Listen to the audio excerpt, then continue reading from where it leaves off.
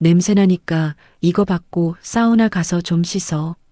남자가 3년 만에 만난 간병인 전처에게 5만 원짜리 지폐를 구겨 던지며 비웃었습니다. 하지만 그는 꿈에도 몰랐습니다. 그가 무시했던 이 여자가 어떤 존재인지를요. 이 비웃음이 비명으로 바뀌는데 걸린 시간 단 10분. 과연 이들에게 무슨 일이 있었던 걸까요? 사연 시작 전 구독과 좋아요를 눌러주시고 어디서 듣고 계신지 댓글 남겨주시면 귀한 마음을 담아 따뜻한 이야기를 들려드리겠습니다.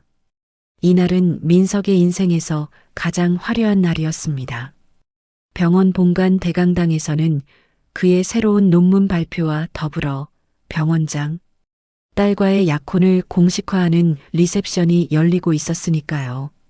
천장 높이 매달린 샹들리에가 쏟아내는 불빛보다 더 번쩍이는 것은 민석의 눈빛이었습니다. 그는 최고급 이탈리아산 원단으로 맞춘 감색 슈트를 입고 한 손에는 샴페인 잔을 든 채 여유로운 미소를 짓고 있었지요. 주변을 둘러싼 의사들과 제약회사 영업사원들이 마치 꿀을 쫓는 벌떼처럼 그에게 머리를 조아렸습니다. 강 교수님, 아니, 이제 곧 부원장님 되시겠군요. 진심으로 축하드립니다. 이번 논문은 정말 학계를 뒤집어 놓으셨더군요. 아이, 김 과장. 아직 확정된 것도 아닌데 부원장이라니 말 조심하게. 병원장님 귀에 들어가면 어쩌려고 그러나. 민석은 손사래를 쳤지만 입가에 걸린 미소는 귀에 걸릴 듯 했습니다. 그는 샴페인을 한 모금 들이키며 자신의 발 아래 엎드린 듯한 세상을 내려다보았어요. 가슴 한구석에서 뜨거운 희열이 차올랐습니다. 지방의대 출신이라는 꼬리표, 가난한 집안의 장남이라는 멍에 그 모든 것을 벗어던지고 드디어 대한민국 의료계의 성골 진입로에 들어선 것입니다. 그래, 이게 내 자리야. 냄새나는 곰팡이 핀 단칸방이 아니라 바로 이곳이 내가 있어야 할 곳이라고.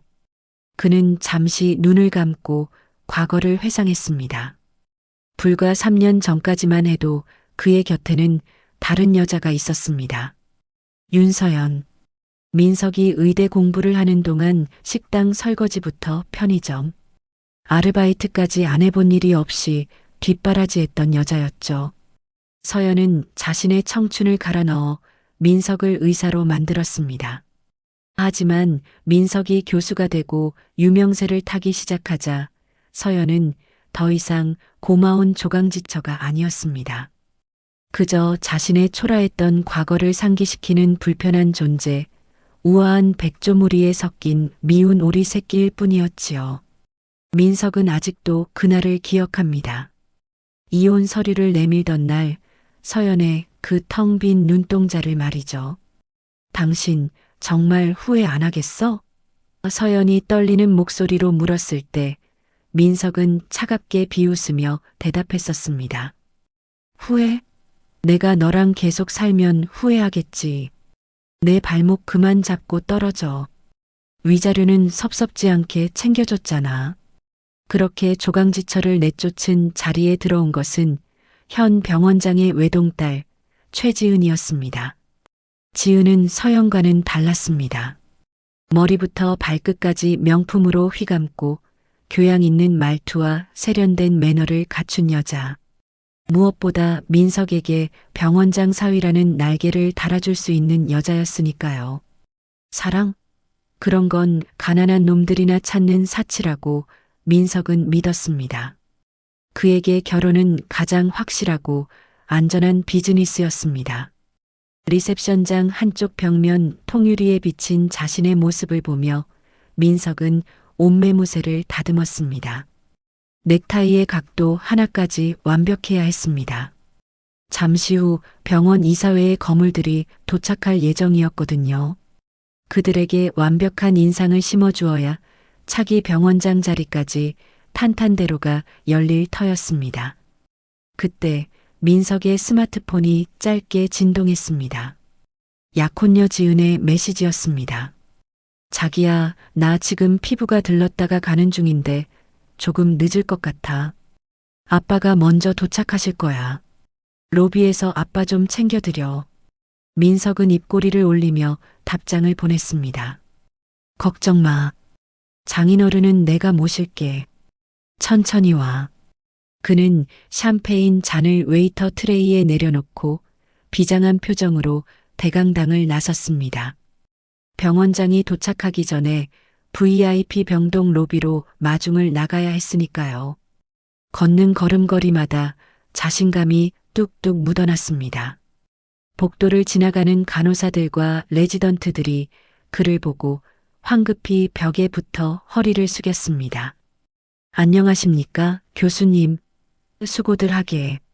민석은 그들의 인사를 받는 둥마는 둥하며 거만하게 턱을 치켜들었습니다. 마치 황제가 사열을 받듯이 말이죠. 그는 자신이 이 병원의 실질적인 주인이나 다름없다고 생각했습니다. 병원장은 나이가 많아 은퇴를 앞두고 있었고 외동딸인 지은과 결혼하면 재단 경영권은 자연스럽게 자신의 손에 들어올 테니까요. 상상만 해도 짜릿한 미래였습니다. 엘리베이터를 타고 1층 로비로 내려가는 동안 민석은 거울을 보며 표정 연습을 했습니다. 병원장 앞에서는 최대한 겸손하고 충직한 사위의 얼굴을, 직원들 앞에서는 카리스마 넘치는 지도자의 얼굴을. 그는 가면을 바꿔 쓰는데 능숙했습니다. 그것이 비천한 출신을 숨기고 여기까지 올라온 생존 방식이었으니까요. 윤서연, 보고 있나? 내가 그토록 아끼던 5,000원짜리 국밥 한 그릇에 벌벌 떨던 강민석은 이제 없어. 난 이제 대한민국 1%의 삶을 살 거라고. 문득 전처 생각이 스쳤지만 그는 고개를 저어 잡념을 떨쳐냈습니다. 재수없게 지나간 여자를 왜 떠올린단 말입니까? 지금은 오직 눈앞의 영광에만 집중해야 할 때였습니다. 엘리베이터 문이 팅하는 맑은 소리와 함께 열렸습니다. 대리석 바닥이 반짝이는 VIP 병동 로비가 눈앞에 펼쳐졌습니다. 평소에는 한적한 곳이지만 오늘은 병원장의 방문 소식 때문인지 경호원들이 곳곳에 배치되어 묘한 긴장감이 감돌고 있었습니다. 민석은 성큼성큼 로비 중앙으로 걸어나갔습니다. 그의 구두굽 소리가 또각또각 대리석 바닥을 울렸습니다. 그는 손목시계를 확인했습니다. 병원장 도착까지는 아직 10여 분의 여유가 있었습니다. 어디 흠잡을 데 없나 한번 둘러볼까? 그는 시어머니가 며느리의 살림을 검사하듯 날카로운 눈초리로 로비 구석구석을 살폈습니다.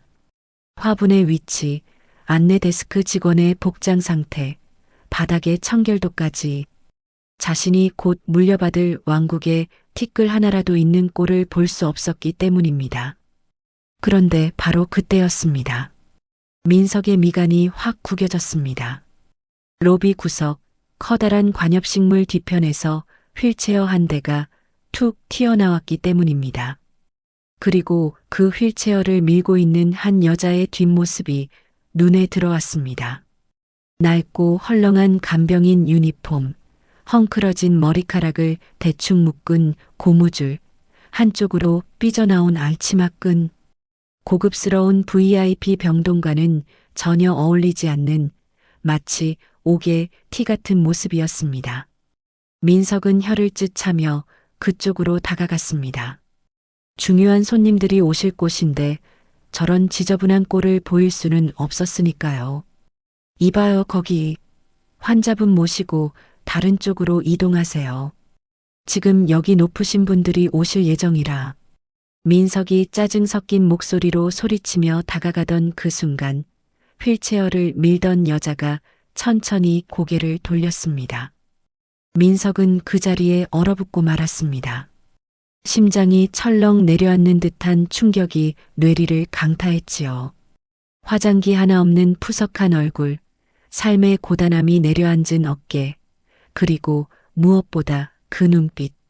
3년 전 자신이 그토록 매몰차게 내쳤던 바로 그 여자. 윤서연이었습니다. 민석은 자신의 두 눈을 의심했습니다. 마치 화려한 LED 조명이 꺼지고 갑자기 정전이 된 것처럼 그의 머릿속이 일순간 캄캄해졌거든요. 대한민국 상위 1%만 드나든다는 성일 종합병원의 VIP 병동 로비. 그 대리석 바닥 위 가장 구석진 곳에 웅크리고 있는 저 여자. 설마 하며 눈을 비비고 다시 보았지만 틀림없었습니다. 윤서연. 3년 전 그가 법원 앞에서 뒤도 돌아보지 않고 떠나보냈던 바로 그 여자였습니다. 민석의 입에서 허 하고 헛웃음이 터져 나왔습니다. 운명의 장난치고는 너무나 짓궂고 또 한편으로는 기가 막히게 절묘하지 않은가요? 자신이 병원장의 사위로서 인생의 정점에 오르려는 바로 이 순간에 과거의 흔적이 가장 비루한 모습으로 눈앞에 나타나다니 말입니다. 그는 관엽식물 뒤에 몸을 반쯤 숨긴 채 매의 눈으로 서연을 뜯어보았습니다. 가까이서 본 그녀의 몰골은 멀리서 보았을 때보다 훨씬 더 처참했습니다. 한때는 민석의 뒷바라지를 하느라 고운 손이 트도록 일했던 여자였지만 그래도 민석이 기억하는 서연은 늘 단정하고 깔끔한 사람이었습니다. 그런데 지금 그녀의 모습은 어땠을까요? 헐렁해서 어깨선이 축 늘어진 연한 옥색 간병인 유니폼은 곳곳이 날가보풀하기가 일어 있었고 무릎 부분은 얼마나 꿇고 앉았는지 허옇게 발해 있었습니다. 칠흑같이 검고 윤기 흐르던 머리카락은 어디 가고 푸석푸석해진 머리카락을 싸구려 고무줄로 대충 질끈 묶어 올렸더군요. 잔머리가 삐져나와 이마를 덮고 있었지만 그녀는 그것을 넘길 여유조차 없어 보였습니다. 어르신, 가래가 또 끓으세요? 잠시만요. 제가 닦아드릴게요. 서연이 휠체어에 앉은 노인을 향해 허리를 굽히며 말했습니다. 그녀의 목소리는 건조하고 갈라져 있었습니다. 휠체어에 앉은 노인은 치매기가 있는지 입가에 연신 침을 흘리고 있었고 쿨럭거리며 가래 섞인 기침을 토해냈습니다. 그 이물질이 서연의 앞치마에 튀었지만 그녀는 인상 한번 찌푸리지 않고 주머니에서 손수건을 꺼내 노인의 입가를 닦아냈습니다. 민석은 그 광경을 보며 저도 모르게 인상을 확 구겼습니다. 비위가 상해서 견딜 수가 없었거든요.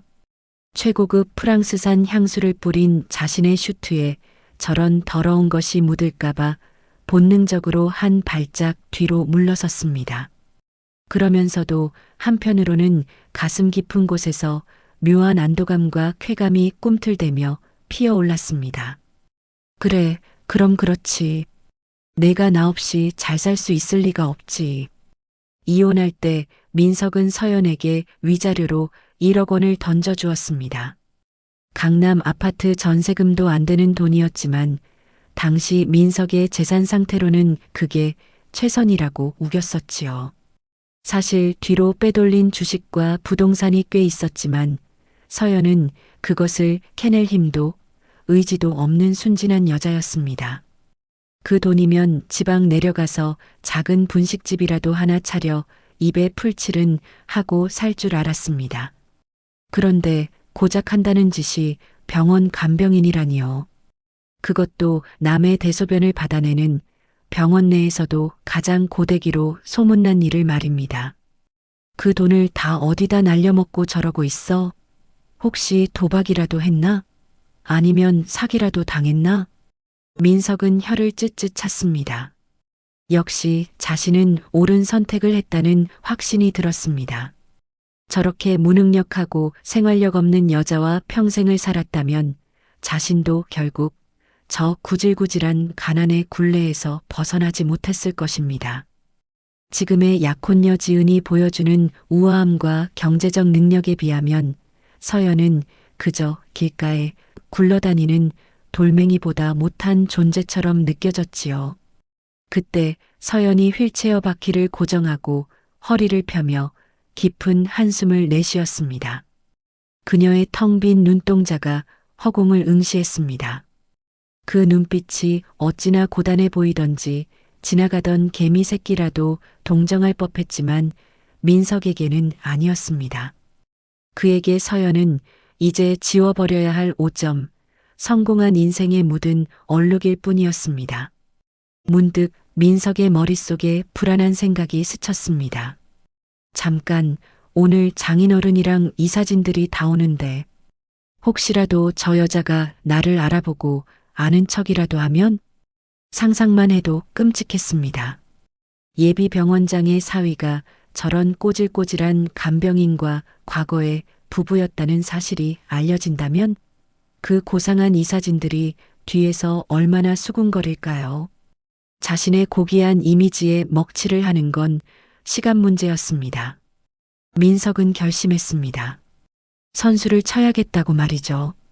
그녀가 먼저 자신을 알아보고 매달리기 전에 확실하게 길을 죽여놓고 쫓아내야 했습니다. 다행히 지금 로비에는 사람이 많지 않았습니다. 그는 옷매무새를 다시 한번 가다듬고 턱을 치켜들었습니다. 그리고 세상에서 가장 거만한 표정을 지으며 서연을 향해 또각또각 걸어갔습니다. 구두굽 소리가 대리석 바닥을 울리며 서연에게 점점 다가갔습니다.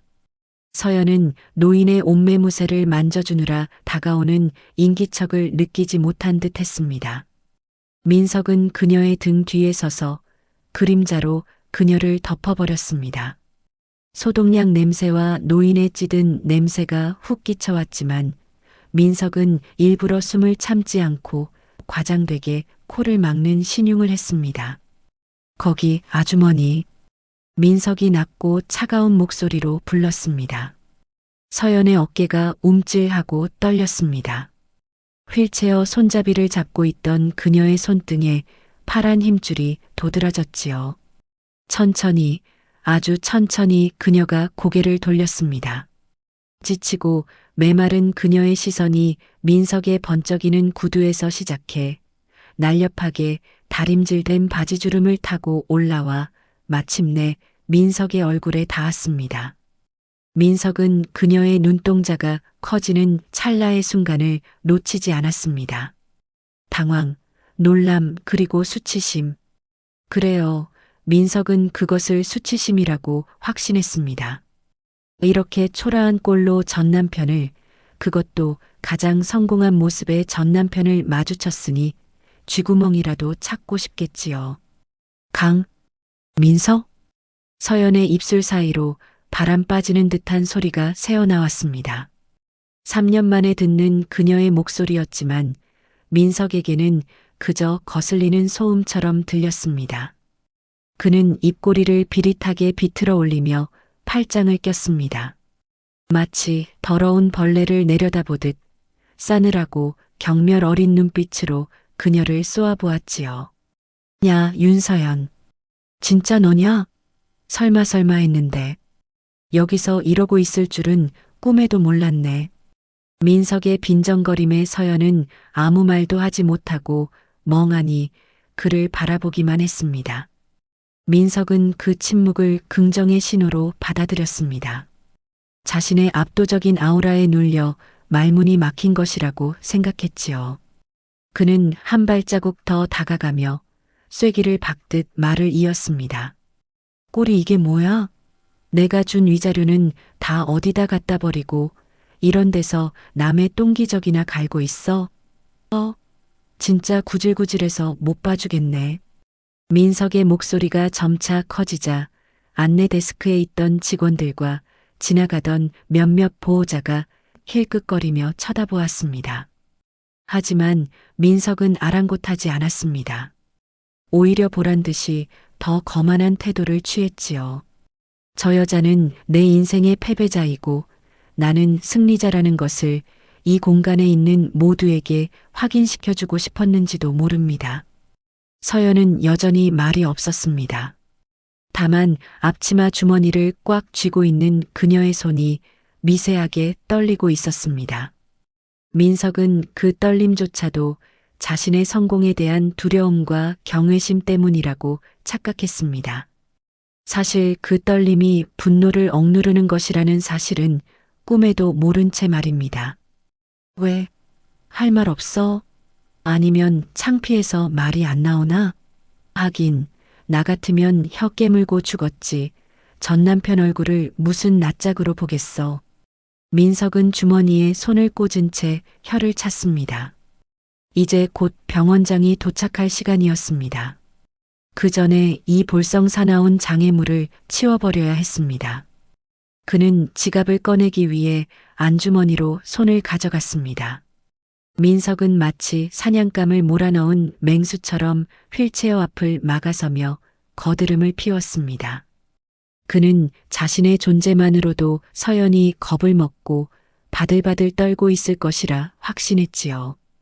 VIP 병동의 높은 천장 아래 울려 퍼지는 자신의 목소리가 꽤나 위험 있다고 착각하면서 말입니다. 어디 가려고? 내 말 아직 안 끝났잖아. 사람이 말을 하면 쳐다보고 대답을 해야 할 것 아니야. 그새 가정교육도 다 까먹었나? 민석이 휠체어 바퀴를 구두코로 툭툭 건드렸습니다. 명품 구두의 흠집이라도 날까 조심스러울 법도 한데 서연을 모욕하는 즐거움이 그보다 더 컸던 모양입니다. 서연은 그제야 휠체어를 잡고 있던 손에 힘을 풀고 고개를 들어 민석을 똑바로 응시했습니다. 그녀의 눈빛은 민석의 예상과는 조금 달랐습니다. 주눅이 들어 눈물을 글썽이거나 살려달라고 애원하는 눈빛이 아니었습니다. 마치 깊고 어두운 우물처럼 아무런 감정도 읽을 수 없는 고요하고 서늘한 눈동자였지요. 그 무표정한 얼굴이 민석의 심기를 묘하게 긁어놓았습니다. 감히 나를 보고도 고개를 숙이지 않아? 하는 오기가 발동한 것입니다. 비키세요. 환자분 검사 시간이 늦었습니다. 서연의 입에서 나온 첫마디는 너무나도 사무적이고 건조했습니다. 민석은 순간 귀를 의심했습니다. 잘 지냈어? 도 아니고 미안해도 아니고 비키라니요. 대한민국 최고의 흉부외과 교수이자 예비 병원장 사위인 자신에게 고작 간병인 나부랭이가 명령조로 말하다니 기가 찰 노릇이었습니다. 비키세요? 야, 윤서연. 너 지금 상황 파악이 안 되냐? 여기 내 구역이야. 내가 누군지 잊었어? 이 병원 곧 내 손안에 들어올 곳이라고. 근데 어디서 감히 주인 행세를 해? 민석이 삿대질하며 목소리를 높이자 로비의 정막이 와장창 깨졌습니다. 안내 데스크에 있던 간호사들이 놀란 눈으로 일어서고 지나가던 환자 보호자들이 하나둘씩 걸음을 멈추고 구경하기 시작했습니다. 어머, 저분 강민석 교수님 아니야? 맞네. TV에도 자주 나오시는 금명이. 근데 왜 저러시지? 저 간병인이 뭘 잘못했나 봐. 하여간 요새 간병인들 교육이 문제라니까. 사람들의 수군거림이 민석의 귀에 꿀처럼 달콤하게 박혔습니다. 들리시나요? 사람들은 이미 민석의 편이었습니다. 그가 입고 있는 고급 슈트와 하얀 의사 가운, 그리고 TV 프로그램을 통해 쌓아 올린 국민명이라는 이미지가 그에게 면죄부를 주고 있었던 것이죠. 반면 낡은 유니폼을 입은 서연은 누가 봐도 혼나 마땅한 의리였습니다. 민석은 이 상황을 즐기기로 했습니다. 그는 보란듯이 어깨를 펴고 구경꾼들을 의식하며 목소리에 힘을 주었습니다. 마치 연극 무대 위의 주인공이 된 것처럼 말입니다. 내가 내 남편, 아니 전 남편으로서 충고 하나 하는데 말이야. 인생 그렇게 막 사는 거 아니다. 내가 위자료 넉넉하게 챙겨줬으면 그걸로 기술이라도 배워서 번듯하게 살아야지. 기껏 한다는 게 이거야? 늙고 병든 노인네 수발이나 들면서 민석은 휠체어에 앉아있는 노인을 턱으로 가리키며 비릿하게 웃었습니다. 노인은 상황을 아는지 모르는지 그저 초점 없는 눈으로 허공을 바라보며 침을 흘리고 있었지요. 이 노인네는 또 누구야? 뭐, 돈 많은 호랍이라도 꼬셔보려다 실패했냐? 아니면 이 양반 유산이라도 노리고 붙어 있는 거야? 너 돈도 고른 건 예나 지금이나 여전하구나. 그 말은 선을 넘어도 한참 넘은 것이었습니다. 서연의 눈썹이 꿈틀했습니다. 그녀의 침묵 속에 감춰져 있던 분노가 임계점을 향해 끓어오르고 있다는 신호였지요. 하지만 둔에 빠진 민석은 그 미세한 변화를 눈치채지 못했습니다. 서연이 조용히 입을 열었습니다. 말 조심해. 이분은 환자야. 그리고 당신 예나 지금이나 껍데기만 번지르르 아지 속은 썩어 문드러진 건 여전하네. 서연의 낮지만 또렷한 목소리가 민석의 고막을 때렸습니다. 민석의 얼굴이 순식간에 불그락푸르락 달아올랐습니다. 감히 사람들 다 보는 앞에서 나에게 훈계질을 해? 모욕감에 눈앞이 아찔했습니다. 뭐, 썩어 문드러져? 이 여편네가 진짜 돌았나? 민석은 욱하는 성질을 참지 못하고 휠체어 손잡이를 쾅 하고 걷어찼습니다. 휠체어가 기우뚱하며 노인의 몸이 한쪽으로 쏠렸습니다. 으어. 노인이 겁에 질린 신음소리를 냈습니다. 서연이 재빨리 휠체어를 붙잡아 균형을 맞추며 노인을 안심시켰습니다. 괜찮습니다. 놀라지 마세요. 그냥 짖는 개가 지나가는 중입니다. 아, 윤서연. 민석의 고함이 로비를 쩌렁쩌렁 울렸습니다. 그는 이제 이성을 잃어가고 있었습니다. 우아한 교수에 가면 따위는 벗어던진 지 오래였습니다. 너 여기서 당장 나가. 안 나가면 내가 보안팀 불러서 끌어낼 줄 알아. 내 약혼녀 곧 도착한다고. 그 고귀한 사람 눈에 너 같은 것 띄면 재수 옴부터. 알겠어? 내까짓 게 감히 어딜 들어와. 민석은 씩씩거리며 서연에게 바짝 다가갔습니다. 그가 내뱉는 숨결에서 샴페인 냄새와 역한 욕망의 냄새가 섞여났습니다. 서연은 코를 찌르는 그 악취에 미간을 찌푸리며 아주 차가운 눈으로 그를 올려다보았습니다. 여긴 병원이야. 당신 사유지가 아니라고. 환자를 돌보는 게 내 일이고 난 내 일을 할 뿐이야. 비켜. 서연이 휠체어를 밀고 민석을 지나쳐 가려 했습니다. 하지만 민석은 끈질기게 그녀의 앞을 다시 가로막았습니다. 이렇게 보낼 수는 없었습니다. 자신의 권위를 무시한 대가를 반드시 치르게 해야 했습니다. 게다가 이 여자가 계속 여기 있다가 곧 도착할 병원장이나 지은과 마주치기라도 한다면 시한폭탄을 안고 있는 것과 다름없었습니다. 어떻게든 쫓아내야 한다. 돈. 그래, 이 여자는 돈이면 다 되는 줄 아는 속물이었지. 3년 전에도 돈 몇 푼 쥐어주니 군소리 없이 떨어져 나갔으니까. 민석의 입가에 다시금 야비한 미소가 번졌습니다. 그는 안주머니에 손을 넣어 지갑을 꺼냈습니다. 꽤 두툼한 가죽 지갑이었습니다. 아, 그래. 말로는 안 통한다 이거지? 역시 너랑 대화하려면 이 방법밖에 없겠네. 민석은 지갑을 쫙 펼쳤습니다. 빳빳한 5만 원권 지폐들이 가득 들어 있었습니다. 그는 그 중에서 2장을 손가락으로 집어 올렸습니다. 겨우 10만 원. 이 여자의 자존심 값으로 책정한 금액이었습니다. 자, 봐라. 이게 뭔지 알지? 내가 하루 종일 똥오줌 받아내고 굽신거려야 겨우 벌 수 있는 돈이잖아. 이거 줄 테니까 당장 짐 싸서 꺼져. 택시비 하라고 주는 거니까 고맙게 생각하고. 주변 사람들이 숨을 죽였습니다. 설마 하는 분위기가 감돌았습니다. 하지만 민석은 멈추지 않았습니다. 그는 서연에게 다가가 마치 적선하듯 돈을 흔들었습니다. 서연은 휠체어 손잡이를 잡은 손에 핏기가 가실 정도로 힘을 주었습니다. 그녀의 시선이 민석의 손에 들린 5만 원권 지폐에 고정되었습니다. 강민석, 너 정말 구제불능이구나. 서연의 입에서 나온 말은 탄식에 가까웠습니다. 그러나 민석은 그것을 패배자의 넋두리로 들었습니다. 시끄럽고 받기나 해. 민석은 서연의 대답도 기다리지 않고 5만 원권 2장을 구겨서 쥐었습니다. 그리고 그것을 서연의 앞치마 주머니를 향해 거칠게 찔러 넣으려 했습니다.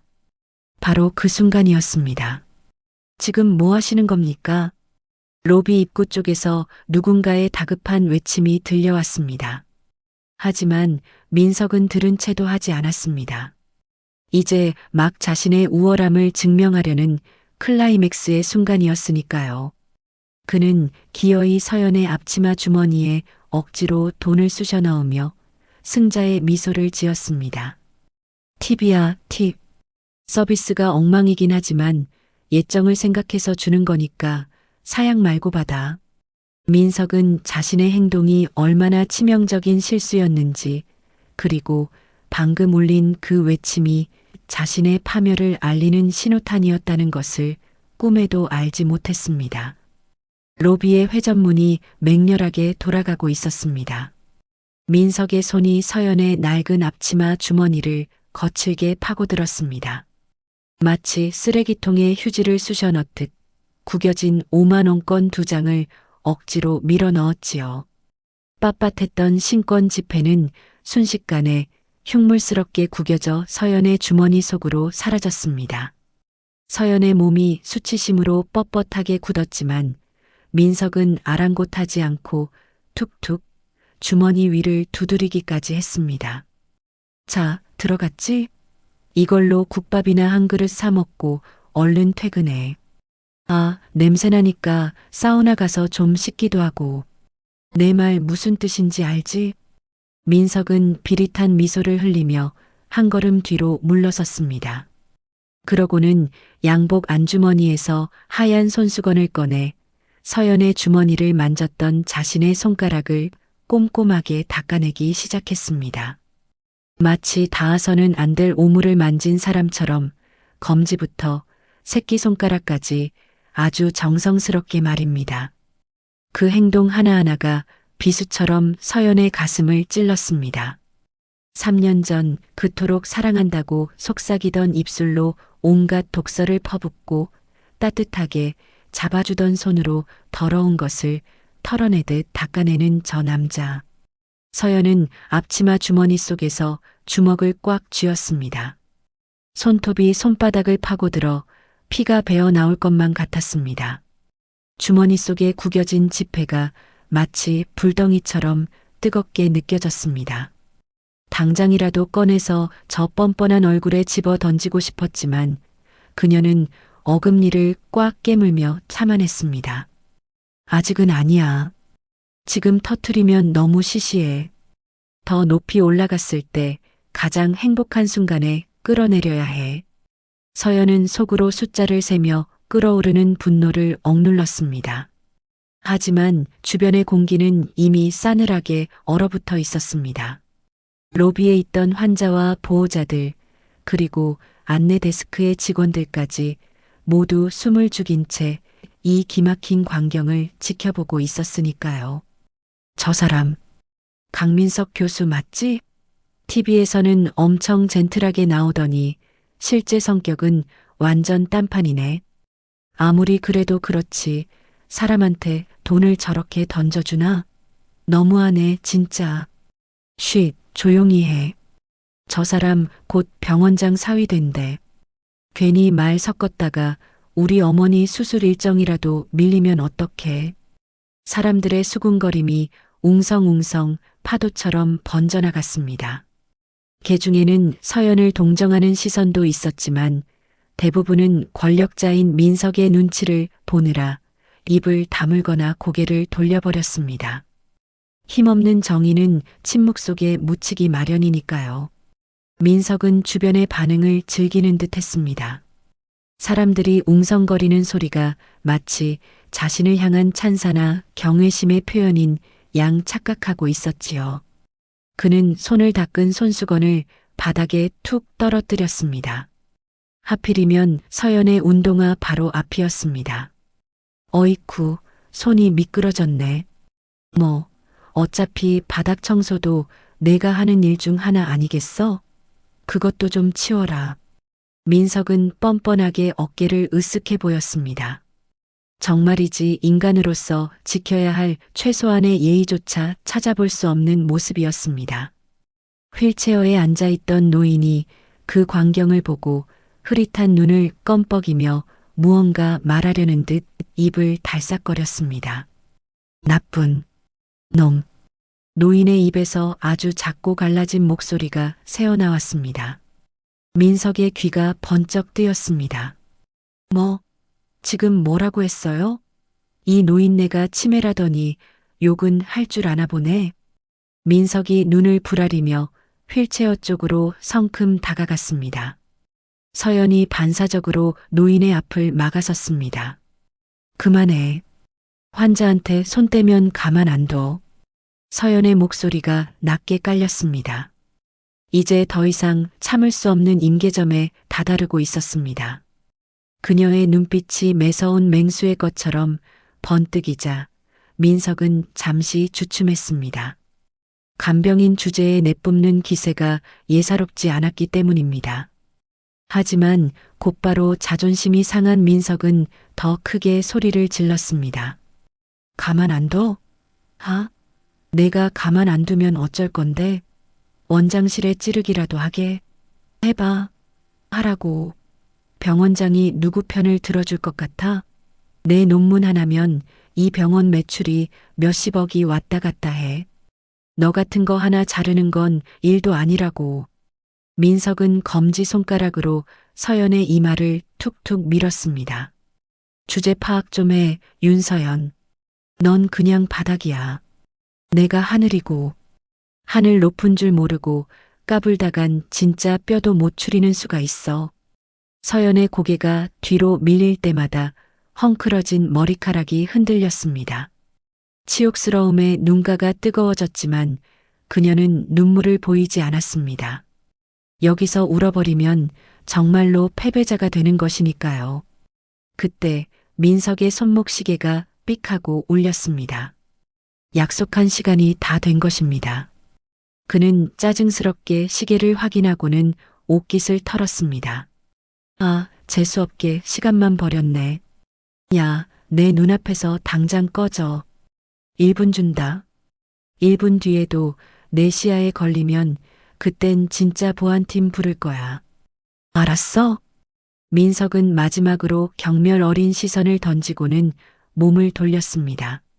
이제 곧 병원장과 이사진이 도착할 시간이었습니다. 그는 거울을 보며 표정을 풀고 다시금 국민 명의의 온화한 가면을 쓰기 위해 안면 근육을 움직였습니다. 릴렉스하자. 릴렉스. 오늘만 넘기면 다 내 세상이다. 민석은 깊은 숨을 내쉬며 로비 정문을 향해 걸어갔습니다.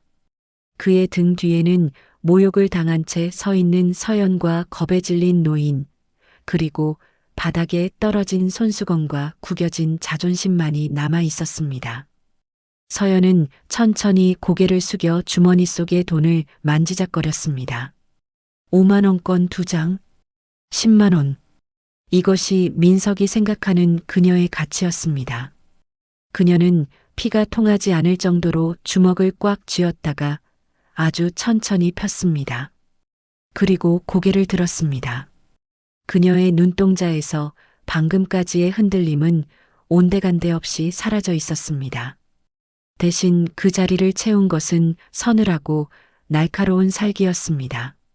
마치 사냥을 앞둔 표범처럼 그녀의 눈빛은 민석의 뒤통수를 정확하게 조준하고 있었지요. 강민석?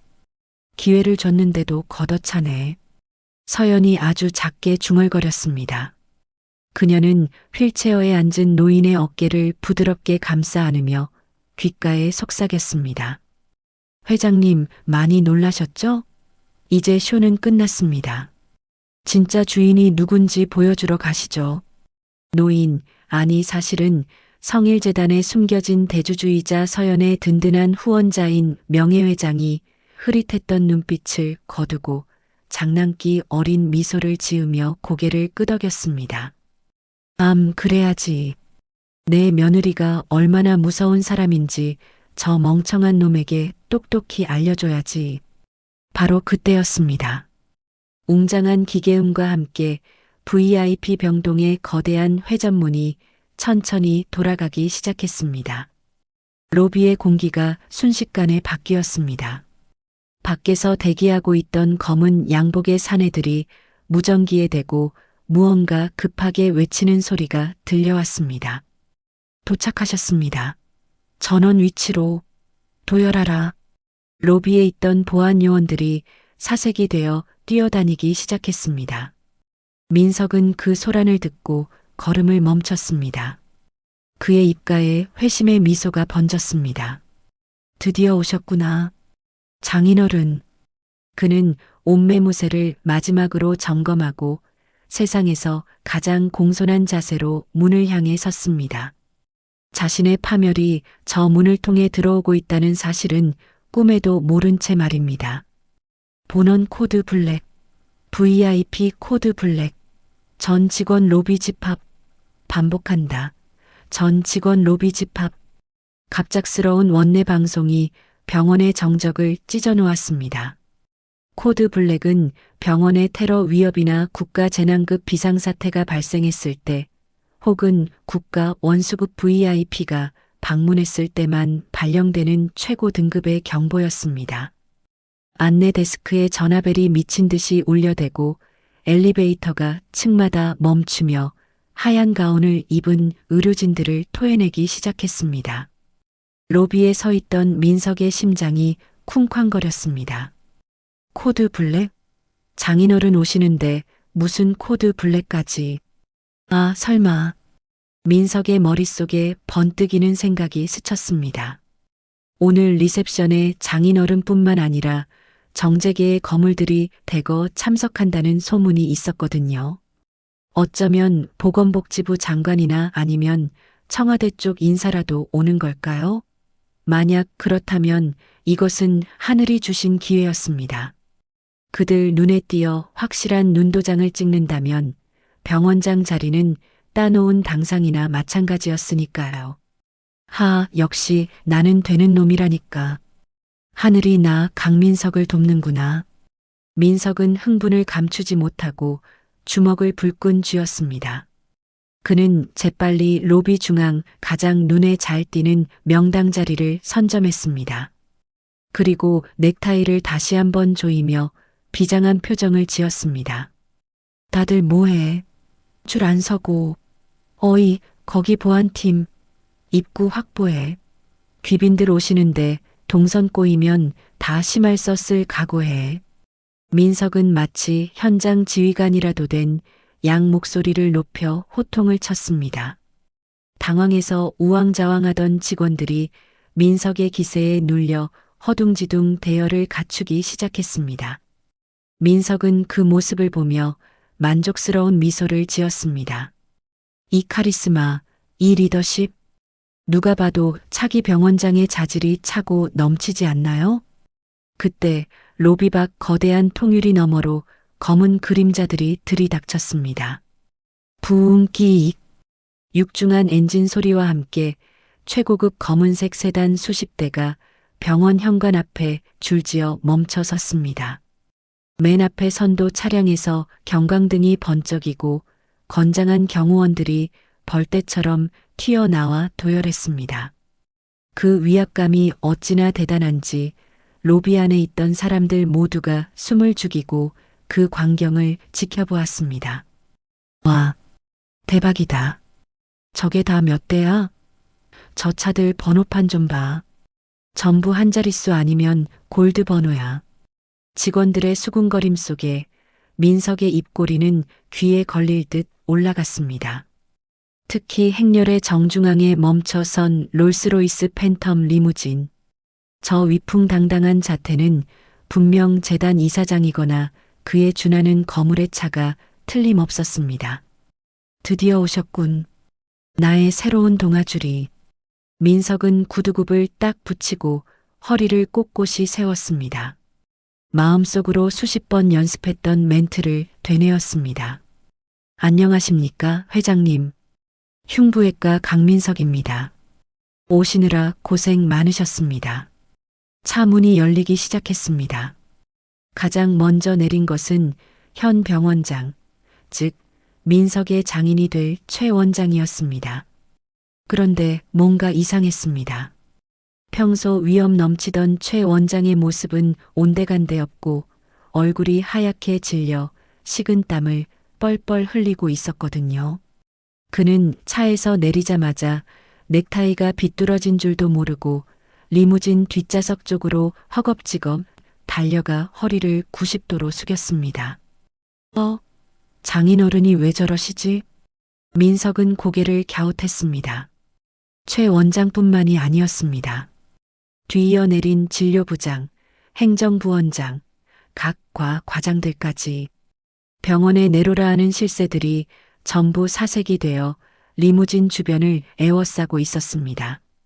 그들의 표정에는 하나같이 깊은 공포와 경외심이 서려 있었지요. 대체 누가 왔길래 저 난리야? 민석은 호기심과 기대감에 목을 길게 뺐습니다. 리무진의 뒷문이 열리는 순간 로비의 모든 시선이 그곳으로 빨려 들어갔습니다. 하지만 차 안에서는 아무도 내리지 않았습니다. 대신 빈 차라는 것을 확인한 병원장 일행이 안도의 한숨을 내쉬기는커녕 더욱 당황한 기색으로 로비 안을 두리번거리기 시작했습니다. 안 계신다. 안에 안 계셔. 그럼 먼저 올라가신 건가? 아님 로비에 계신 건가? 빨리 찾아. 늦으면 우리 다 죽어. 최 원장의 다급한 고함이 로비까지 생생하게 들려왔습니다. 민석은 그제야 상황이 심상치 않음을 감지했습니다. 귀빈이 차를 타고 온 게 아니라 이미 병원 안에 와 있다는 뜻인가?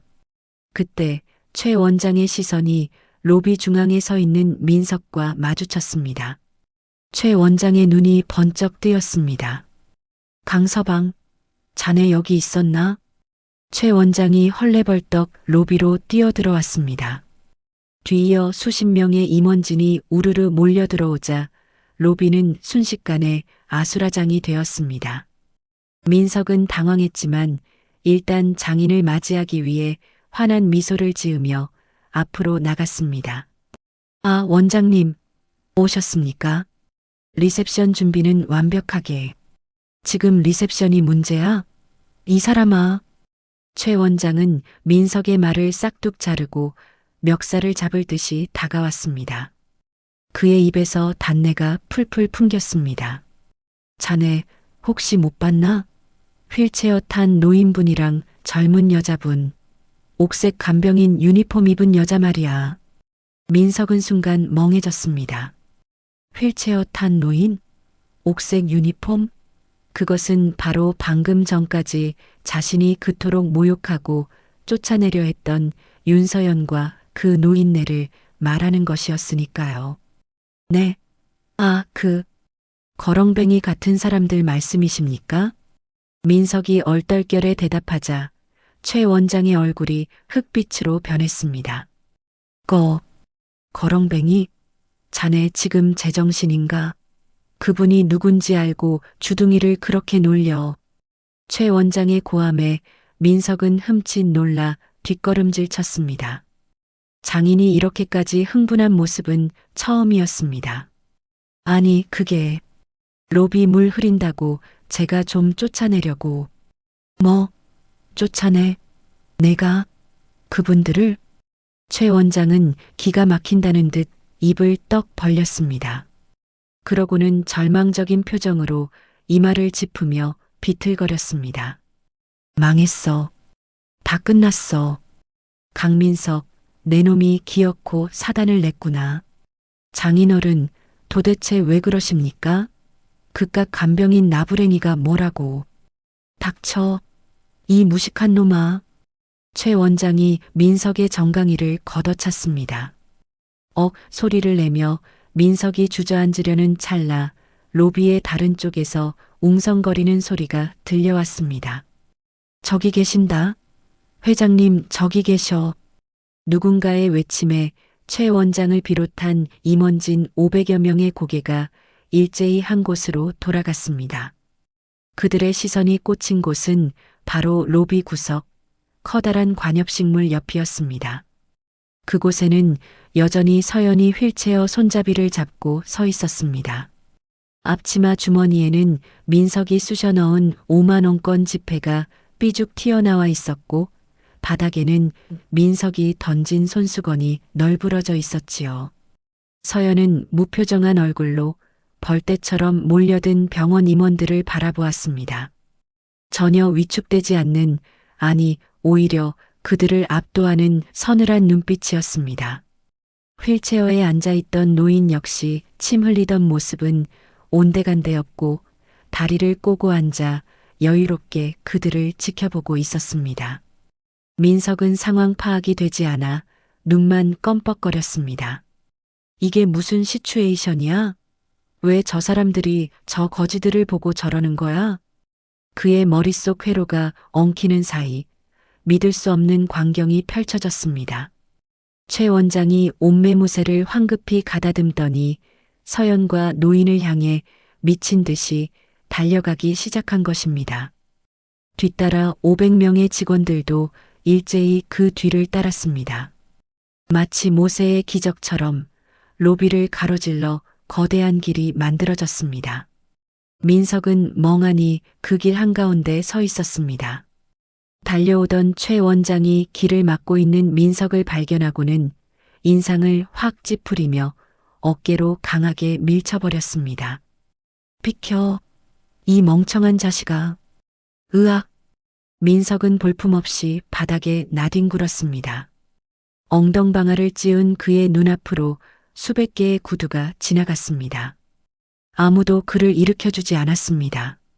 아니, 밟고 지나가지 않은 게 다행일 정도였습니다. 그렇게 500명의 거대한 무리가 서연과 노인의 앞에 멈춰 섰습니다.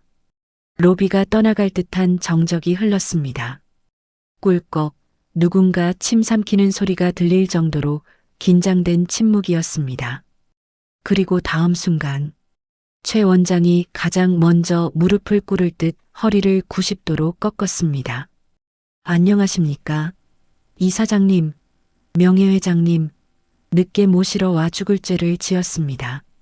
뒤이어 500명의 임직원이 일제히 허리를 숙이며 복명복창했습니다.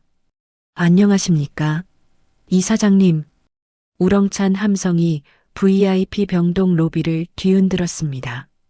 바닥에 주저앉아 있던 민석의 입이 턱 하고 벌어졌습니다. 그의 시선 끝에는 500명의 인사를 받으며 싸늘하게 자신을 내려다보고 있는 전처 윤서연이 서 있었습니다. 이사장님? 민석은 바닥에 주저앉은 채 자신의 귀를 의심했습니다. 방금 수백 명의 입에서 터져나온 그 단어가 도무지 뇌로 입력되지 않았기 때문입니다. 이사장이라니요. 지금 이 사람들이 누구를 보고 이사장이라고 부르는 겁니까? 설마 저기 서 있는 꼬질꼬질한 간병인 유니폼을 입은 윤서연을 말하는 건 아니겠지요? 아니야, 그럴 리가 없어. 이건 꿈이야. 아니면 무슨 몰래카메라 같은 건가? 민석은 비틀거리며 자리에서 일어났습니다. 엉덩이에 묻은 먼지를 털 생각조차 하지 못했지요. 그의 눈동자가 심하게 흔들렸습니다. 눈앞에는 믿을 수 없는 광경이 파노라마처럼 펼쳐져 있었습니다. 평소 자신을 하대하던 장인어른, 최 원장이 서연의 낡은 운동화 앞에 무릎이라도 꿇을 기세로 머리를 조아리고 있었습니다. 그 뒤로 늘어선 병원 수뇌부들의 이마에는 식은땀이 송골송골 맺혀 있었지요. 그들은 마치 저승사자를 마주한 사람들처럼 바들바들 떨고 있었습니다. 민석은 이 말도 안 되는 상황을 바로 잡아야 한다고 생각했습니다. 감히 내 장인어른이, 내 병원의 원장님이 저런 천한 여자에게 고개를 숙이다니. 이것은 병원의 수치이자 자신의 수치였습니다. 장인어른, 지금 뭐 하시는 겁니까? 민석이 쉰 소리를 내며 최 원장에게 다가갔습니다. 그리고 다짜고짜 최 원장의 팔을 잡아 끌어 일으키려 했습니다. 일어나세요. 왜 이러십니까? 사람 잘못 보셨어요. 이 여자는 이사장이 아니라 제 전처입니다. 3년 전에 제가 이혼해서 내쫓은 위자료 다 까먹고 여기서 간병인이나 하는 여자라고요. 민석의 고함이 정적을 깨고 로비에 울려 퍼졌습니다. 그 순간 최 원장의 얼굴이 공포로 일그러졌습니다. 그는 뱀에 물린 사람처럼 기겁하며 민석의 손을 뿌리쳤습니다. 이 미친놈이 그 더러운 입 안 다물어? 최 원장이 으르렁거렸지만 민석은 멈추지 않았습니다. 이미 상황 파악 능력을 상실한 그는 서연을 향해 삿대질까지 해댔습니다. 야, 윤서연, 너 도대체 무슨 사기극을 벌이는 거야? 사람들을 매수했냐? 아니면 어디서 가짜 명함이라도 팠어? 당장 사실대로 말 못해? 그때였습니다. 서연의 옆 휠체어에 앉아있던 노인이 갑자기 크음 하고 헛기침을 크게 내뱉었습니다. 그리고 놀랍게도 힘없이 축 늘어져 있던 다리에 힘을 주더니 벌떡 자리에서 일어났습니다. 민석이 눈을 동그랗게 떴습니다. 분명히 거동도 못하고 치매기가 있어 보이던 노인이었습니다. 그런데 지금 노인의 눈빛은 형형하게 빛나고 있었고 굽었던 허리는 꼿꼿하게 펴져 있었습니다. 노인은 입가에 묻은 침 자국을 손수건으로 쓱 닦아내더니 민석을 보며 껄껄 웃었습니다. 강 교수라고 했나? 자네 사람 보는 눈이 영 꽝이구먼. 흉부외과 의사가 심장만 볼 줄 알지 사람 속은 볼 줄 몰라. 노인의 목소리는 더 이상 갈라진 노인네의 것이 아니었습니다. 쩌렁쩌렁한 울림이 있는 평생을 호령하며 살아온 지배자의 목소리였습니다. 그 목소리를 들은 최 원장과 임원들이 다시 한번 허리를 깊숙이 숙였습니다. 명예회장님, 강 교수의 결례를 용서해 주십시오. 명예회장. 그 단어가 민석의 머리를 강타했습니다. 성일재단의 설립자이자 전설적인 인물. 은퇴 후 해외에서 요양 중이라 얼굴 한번 보기 힘들다는 그 강철중 명예회장이 바로 저 노인이라니. 민석의 다리가 후들거리기 시작했습니다. 그럼 저 노인네가 명예회장이고 서연이가. 강철중 명예회장은 민석의 얼굴이 백지장처럼 하얗게 질리는 꼴을 구경하다가 서연을 향해 고개를 돌렸습니다. 아가, 이제 그만 연극 끝내자꾸나. 내 다리가 저려서 더는 못 앉아 있겠다. 아가. 명예회장이 서연을 부르는 호칭에 로비에 있던 모든 사람의 숨이 턱 막혔습니다. 서연은 엷은 미소를 지으며 고개를 끄덕였습니다. 네, 아버님. 고생 많으셨어요. 서연은 쓰고 있던 뿔테 안경을 벗어 주머니에 넣었습니다. 그리고 머리를 질끈 묶고 있던 싸구려 고무줄을 풀어내렸습니다. 찰랑거리는 검은 머리카락이 어깨를 타고 흘러내리자 방금 전까지의 초라했던 간병인의 모습은 온데간데 없이 사라졌습니다.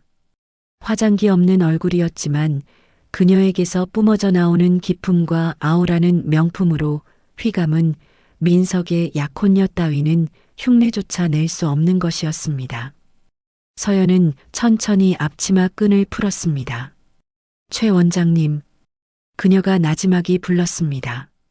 최 원장이 화들짝 놀라며 앞으로 튀어나갔습니다. 네, 이사장님, 말씀만 하십시오. 이거 받으세요. 서연은 벗은 앞치마를 최 원장의 손에 툭 던져주었습니다. 병원장이, 그것도 50줄이 넘은 장인어른이 며느리뻘 되는 여자 앞에서 두 손으로 공손히 알치마를 받아드는 꼴이라니. 민석은 눈앞이 핑 돌았습니다. 앞치마가 벗겨지자 그 안에서 윤기가 흐르는 최고급 실크 블라우스와 정장 바지가 드러났습니다. 겉에는 낡은 유니폼을 걸치고 있었지만 그 속에는 이미 이 병원의 주인으로서의 품격이 감춰져 있었던 것입니다. 서연은 또각또각 구두 소리를 내며 민석의 코앞까지 다가왔습니다. 민석은 뒷걸음질 치고 싶었지만 발이 바닥에 붙어버린 듯 움직이지 않았습니다. 서연의 서늘한 눈동자가 민석의 흔들리는 동공을 꿰뚫었습니다. 강민석 씨, 더 이상 당신이나 여보가 아닌 사무적이고 차가운 호칭이었습니다. 아까 나한테 뭐라고 했죠? 주제 파악 좀 하라고 했었나? 바닥이 누구고 하늘이 누구인지 모른다고? 민석은 입술을 달달 떨며 아무 말도 하지 못했습니다. 턱관절이 딱딱 부딪히는 소리만 났을 뿐입니다. 어버버. 3년 전에 당신이 나버리면서 그랬지. 돈도 백도 없는 여자는 필요 없다고. 그래서 내가 보여주려고 왔어. 돈이 얼마나 많은지, 백이 얼마나 무서운지. 서연은 민석의 가슴팍을 검지손가락으로 쿡 찔렀습니다. 아까 민석이 그녀에게 했던 짓을 그대로 돌려주는 것이었습니다. 하지만 그 무게감은 천지 차이였지요. 성일재단 지난달에 인수가 끝났어. 내 이름으로 된 지분이 51%, 명예회장님 지분까지 합치면 70%가 넘어. 무슨 뜻인지 알아? 서연은 고개를 살짝 기울이며 비웃음을 흘렸습니다. 이 병원 내 거야. 그리고 당신은 내 병원에서 월급 받아먹는 고용인이고. 민석의 무릎이 결국 꺾였습니다. 털썩하고 그가 바닥에 무너져 내렸습니다. 이제야 상황 파악이 끝난 것입니다. 자신이 걷어찼던 조강지처가 자신이 그토록 갈망하던 성공의 꼭대기에 앉아 있는 절대 권력자가 되어 돌아왔다는 사실을 말입니다. 그때 서연의 시선이 민석의 가슴팍이 아니라 자신이 벗어 던진 앞치마를 들고 있는 최 원장의 손으로 향했습니다. 정확히는 그 앞치마 주머니에 삐죽 튀어나와 있는 구겨진 5만 원권 2장에 꽂혔지요. 아, 참. 돌려드릴 게 있네요. 서연은 최 원장에게 눈짓했습니다. 눈치 빠른 최 원장은 부들부들 떨면서 앞치마 주머니에서 구겨진 지폐를 꺼내 서연에게 바쳤습니다. 서연은 그 꼬깃꼬깃한 돈을 손가락 끝으로 집어들고는 바닥에 주저앉은 민석의 얼굴 앞에 흔들었습니다. 택시비 하라고 했었나? 국밥 사 먹으라고? 민석은 고개를 저으며 뒤로 물러나려 했습니다. 아니. 서연아, 그게 아니라. 이 돈은 잘 챙겨둬. 당신 퇴직금 정산할 때 보태야 할 테니까. 그리고. 서연은 싸늘하게 웃으며 마지막 한마디를 덧붙였습니다. 그 말은 민석에게 사형 선고나 다름없었습니다. 내 병원 로비 바닥이 좀 더럽네. 당신이 뱉은 말들, 당신이 흘린 땀들. 그거 다 닦아놓고 나가. 안 그러면 퇴직금이고 뭐고 위자료 반환 소송부터 시작할 테니까. 민석의 얼굴이 잿빛으로 변했습니다. 주변을 둘러싼 500명의 직원이 그를 경멸 어린 시선으로 내려다보고 있었습니다. 그는 이제 완벽하게 혼자였고 완벽하게 바닥이었습니다. 서연의 손끝에서 툭 하고 떨어진 5만 원권 지폐 2장이 팔랑거리며 허공을 맴돌았습니다. 마치 날개 잃은 새처럼 힘없이 추락한 돈은 바닥에 주저앉은 민석의 무릎 위에 사뿐히 내려앉았습니다. 빳빳했던 신권은 민석이 억지로 구겨넣은 탓에 흉물스럽게 찌그러져 있었습니다. 그 꼴이 마치 지금 민석의 처지와 데칼코마니처럼 닮아 보였지요. 주어. 서연의 명령은 짧고 간결했습니다. 민석은 멍한 눈으로 무릎 위의 돈을 바라보았습니다. 불과 10분 전까지만 해도 자신이 서연을 비웃으며 던져주었던 바로 그 돈이었습니다. 그런데 지금은 그 돈이 1,000톤짜리 쇠덩이처럼 무겁게 느껴져 숨조차 쉬기 힘들었습니다. 아, 안 주어?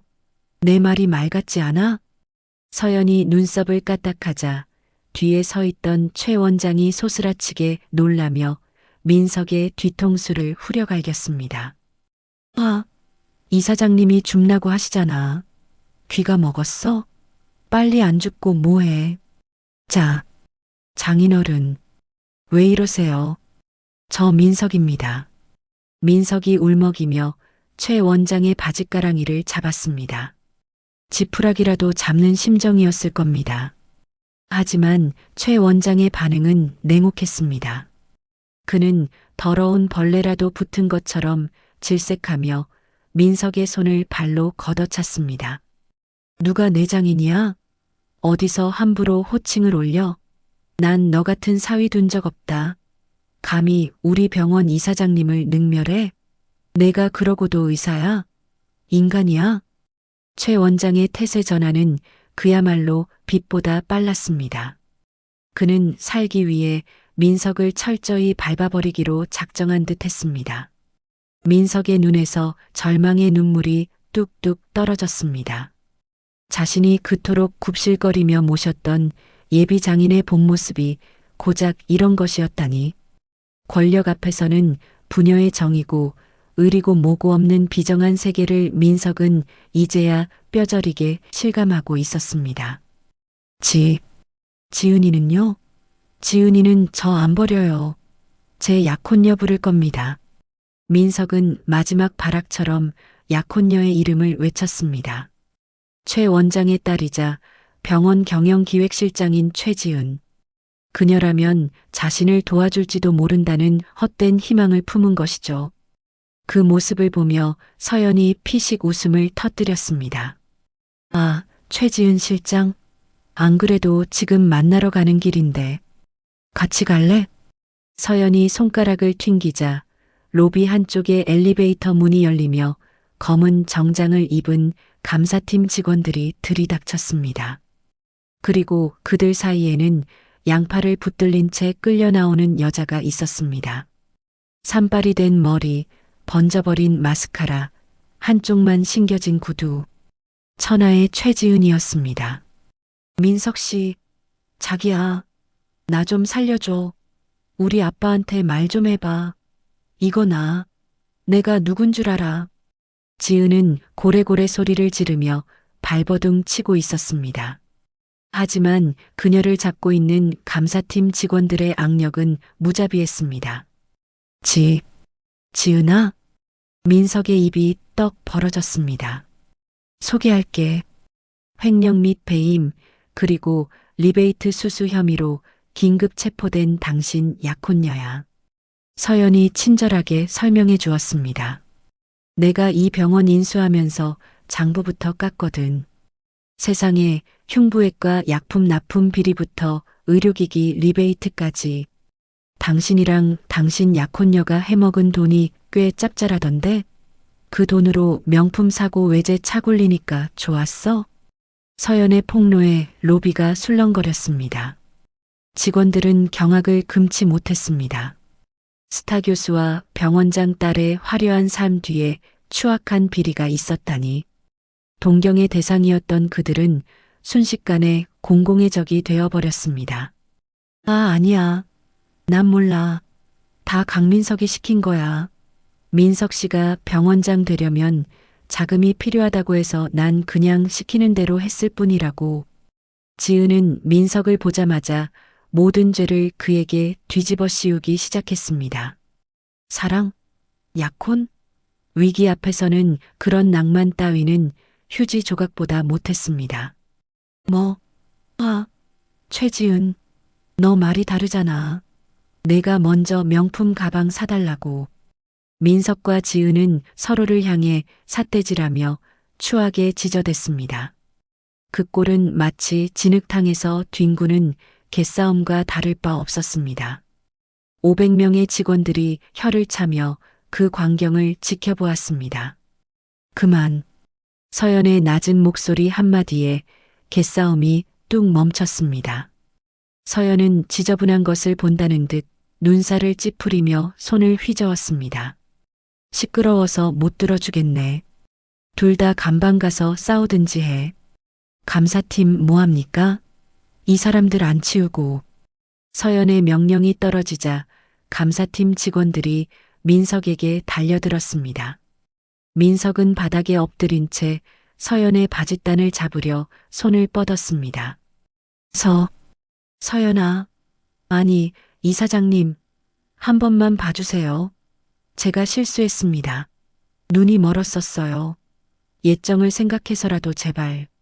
민석은 바닥에 머리를 찌우며 읍소했습니다. 이마에서 피가 흘러 대리석 바닥을 적셨지만 서연의 눈빛은 흔들리지 않았습니다. 예정? 서연이 차갑게 되물었습니다. 내가 내 주머니에 돈 꽂아 넣으면서 그랬지. 예정 생각해서 주는 팁이라고. 그래, 나도 예정 생각해서 선처 하나는 해줄게. 민석의 눈에 희망의 빛이 스쳤습니다. 정말이니? 응. 감옥에서 나오면 밥은 굶지 않게 해줄게. 우리 재단 산하 요양병원에 청소부 자리가 하나 비거든.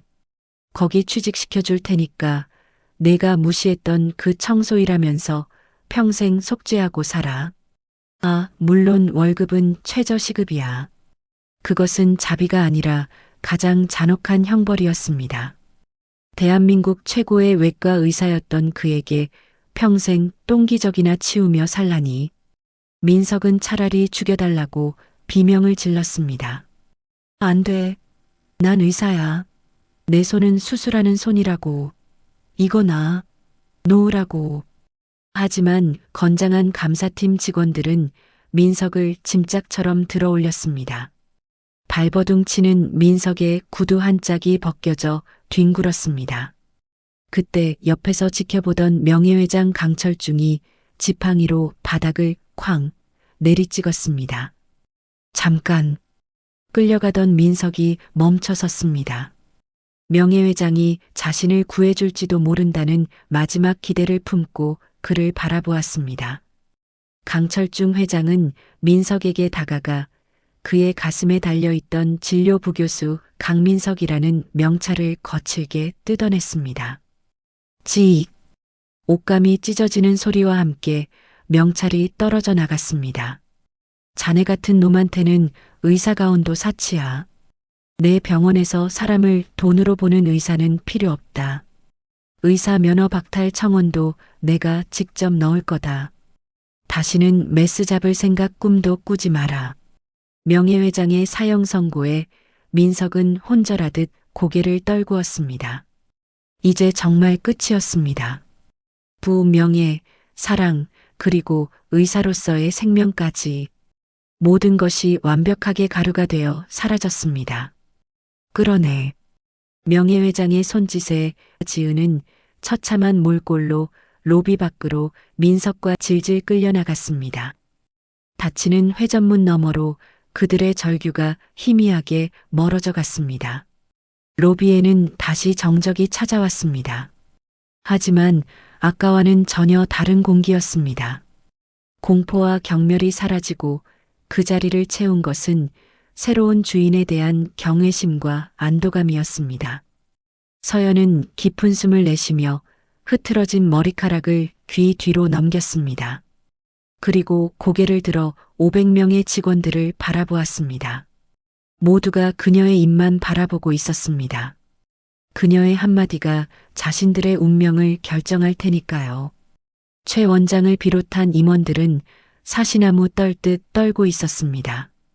민석과 지은이 당하는 꼴을 봤으니 다음 차례는 자신들이라는 것을 직감했기 때문입니다. 서연의 시선이 최 원장에게 머물렀습니다. 최 원장은 무릎을 꿇은 채 눈도 마주치지 못했습니다. 최 원장님. 네. 이사장님. 바닥에 떨어진 거 주우셔야죠. 서연이 손가락으로 가리킨 곳에는 아까 민석이 주머니에 억지로 쑤셔 넣었던, 그리고 다시 민석의 무릎 위에 떨어졌던 꼬깃꼬깃한 5만 원권 2장이 덩그러니 놓여 있었습니다. 저 돈이 병원 운영 자금의 시작입니다. 허투루 쓰지 마세요. 그리고 오늘부터 병원 전체 감사 시작합니다. 털어서 먼지 나오는 분들은 각오하시는 게 좋을 겁니다. 서연의 서늘한 경고에 임원들은 바닥에 머리를 박으며 알겠습니다. 를 복창했습니다. 자, 다들 구경 끝났으면 일하러 가세요. 환자분들 기다리십니다. 서연이 박수를 2번 짝짝 치자 굳어있던 직원들이 마법에서 풀린 듯 일사불란하게 움직이기 시작했습니다. 그들의 표정은 한결 밝아져 있었습니다. 썩은 부분이 도련해진 병원에 새로운 봄이 오고 있다는 것을 모두가 느꼈기 때문입니다. 서연은 휠체어에 앉아 빙긋이 웃고 있는 명예회장에게 다가갔습니다. 아버님, 너무 과격하셨던 거 아니에요? 허허, 무슨 소리. 10년 묵은 체중이 다 내려가는 것 같구먼. 그나저나 아가, 배고프지 않나? 아까 그놈이 말한 국밥이나 한 그릇 하러 가자꾸나. 내가 끓여주는 콩나물 국밥이 그립구나. 네, 모시겠습니다. 회장님. 서연은 명예회장의 휠체어를 밀고 당당하게 로비를 가로질러 나갔습니다. 그녀의 뒤로 쏟아지는 오후의 햇살이 눈부시게 빛났습니다.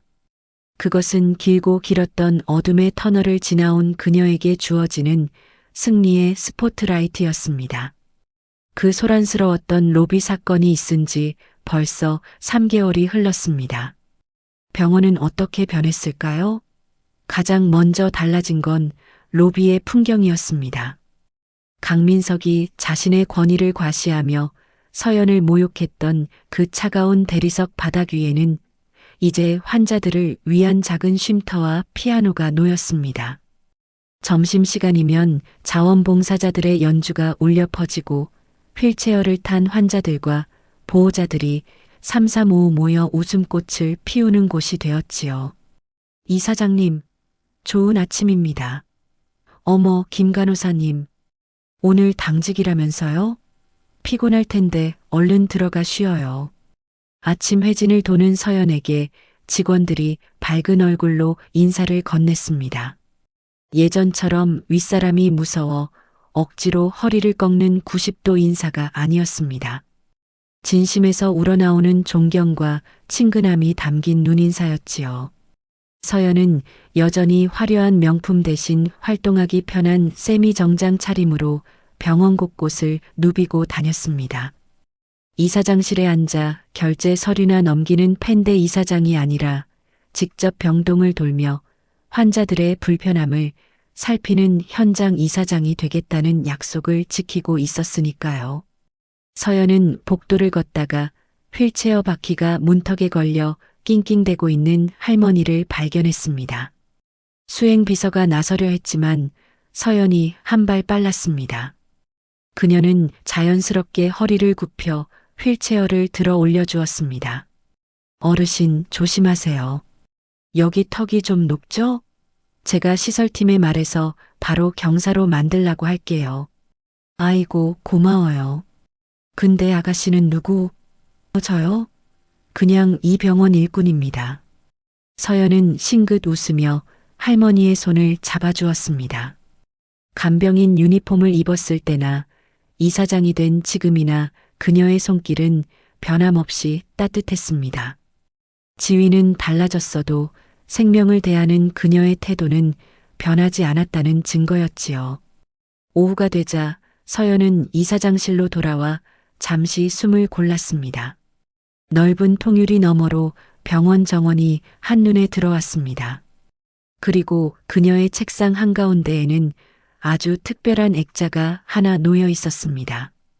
고급스러운 원목 액자 속에 들어있는 것은 다름 아닌 꼬깃꼬깃하게 구겨진 5만 원권 지폐 2장이었습니다. 민석이 그녀에게 던졌던 그 모욕의 증거물. 직원들은 흉물스럽다며 버리자고 했지만 서연은 굳이 그것을 액자에 넣어 가장 잘 보이는 곳에 두었습니다. 초심. 그리고 경계. 그 돈을 볼 때마다 서연은 다짐했습니다. 절대 돈으로 사람을 평가하지 않겠다고. 그리고 자신 또한 권력에 취해 누군가에게 상처 주는 괴물이 되지 않겠다고 말입니다. 그것은 그녀 자신을 위한 엄격한 채찍질이었습니다. 그때 벽걸이 텔레비전에서 뉴스 속보가 흘러나왔습니다. 다음 소식입니다. 수십억 원대의 리베이트 수수와 횡령 혐의로 구속 기소된 전 성일병원 흉부외과 교수 강모 씨와 전 경영기획실장 최모 씨에게 중형이 선고되었습니다. 재판부는 이들이 의료인의 윤리를 저버리고 병원을 사유화하여 막대한 부당이득을 취한 점을 들어 징역 7년을 선고하고, 화면에는 파란 수의를 입고 포승줄에 묶인 민석의 모습이 스쳐 지나갔습니다. 불과 몇 달 전 최고급 슈트를 입고 세상을 다 가진 듯 오만했던 국민 명의의 모습은 온데간데 없었습니다. 덥수룩한 수염, 퀭한 눈동자, 그리고 무엇보다 희망이라고는 찾아볼 수 없는 절망적인 표정. 그는 카메라 플래시가 터지자 황급히 고개를 숙였습니다. 옆에는 화장이 다 지워져 누구인지 알아보기 힘든 지은이 고래고래 악을 쓰며 끌려가고 있었고요. 쯧쯧. 그러게 내가 뭐라더냐. 사람 보는 눈 좀 기르라고 했거늘. 언제 들어왔는지 명예회장 강철중이 휠체어를 타고 혀를 차며 화면을 보고 있었습니다. 이제는 건강을 많이 회복해 지팡이를 짚고 조금씩 걸을 수도 있게 되었지만, 그는 여전히 수양딸 서연의 집무실에 놀러 오는 것을 낙으로 삼고 있었습니다. 아버님 오셨어요? 서연이 리모컨으로 텔레비전을 껐습니다. 더 이상 그들에게 시간을 쓰는 것조차 아까웠으니까요. 그래. 내 병원이 얼마나 잘 돌아가나 감시하러 왔다. 근데 들어오다 보니 로비에서 피아노 소리가 들리더구나. 병원이 무슨 콘서트장도 아니고 말이야. 명예회장은 짐짓퉁명스럽게 말했지만 입가에는 흐뭇한 미소가 번져 있었습니다. 환자분들이 좋아하세요.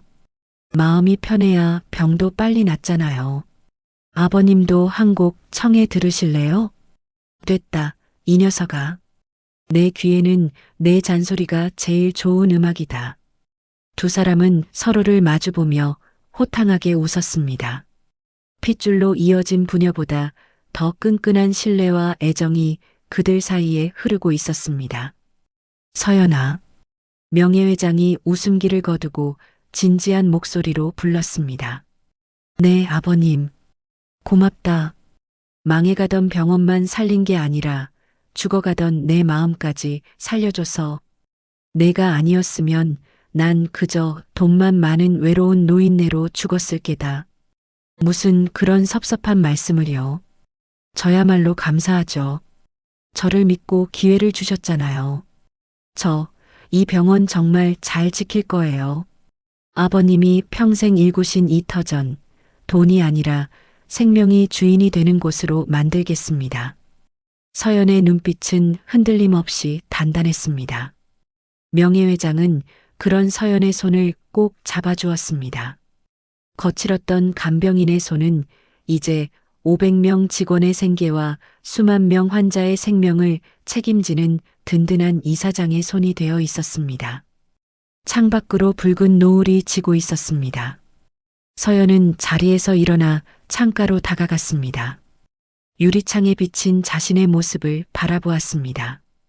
더 이상 누군가의 아내도 누군가의 딸도 초라한 이혼녀도 아니었습니다. 그녀는 윤서연이었습니다. 가장 낮은 곳에서 바닥을 닦으며 흘렸던 눈물과 땀방울이 모여 이제는 가장 높은 곳에서 세상을 밝게 비추는 별이 된 여자. 서연은 옷깃을 여미며 활짝 웃었습니다. 그녀의 진짜 인생은 바로 지금부터가 시작이니까요.